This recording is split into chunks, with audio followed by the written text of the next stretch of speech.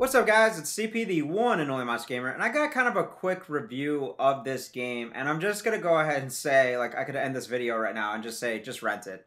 I personally am having fun with it. I'm enjoying it. I'm one of those rare people out there that is actually enjoying the game, and I can't really tell you why. I think it's just, I find it fun. I'm finding a good time in this game, but I understand why it's getting a lot of hate. I understand why a lot of people aren't liking it. And to be honest with you, I understand why. And also, I got to mention that Gearbox has outsourced this game, basically. They flat out said that they outsourced pretty much the entire campaign, and they've only worked on the multiplayer, really. God only knows if that's true or not, too. I mean, who knows, really, who had their hands in this game.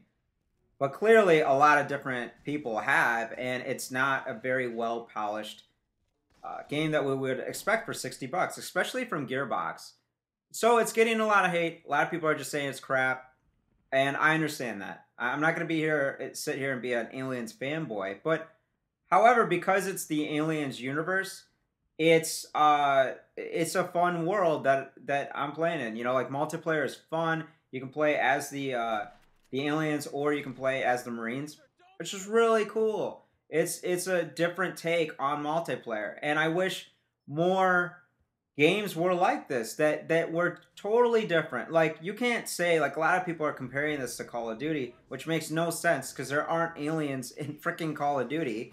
Although, how cool would that be if they had, like, I mean, they have a zombie mode, of course, but it'd be cool if they had, like, a real TDM kind of alien mode or whatever. And there are a lot of legs to the multiplayer, and there are a lot of legs to the campaign, although it's short. But you can't play it a million times and level up your character that way, and everything that you level up with your main character in the campaign ties over to the multiplayer. So there's plenty of reasons to play this for hours and hours on end. The question is whether or not you want to do that, whether or not you want to play this game hours and hours on end. And a lot of people, I agree with their arguments. And that's the weird thing. It's like I don't know, it's like trying pizza that no one really likes, but you kind of enjoy it. I don't know. That's kind of how I feel about it. They're right. The graphics, and that's why I said in the beginning of this video, you should just rent this game. I can't ever would say, like, go buy this game for 60 bucks. Maybe if it's a bargain bin game for 20 bucks, absolutely. $20.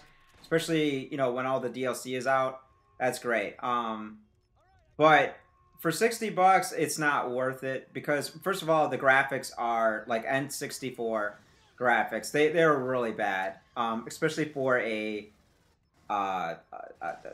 title this late in the generation. Also, I would say, and I said this in my first video, but honestly, it reminds me of a launch title for the Xbox 360. And if it was, this would be a totally different, you know, obviously commentary, but graphics are terrible.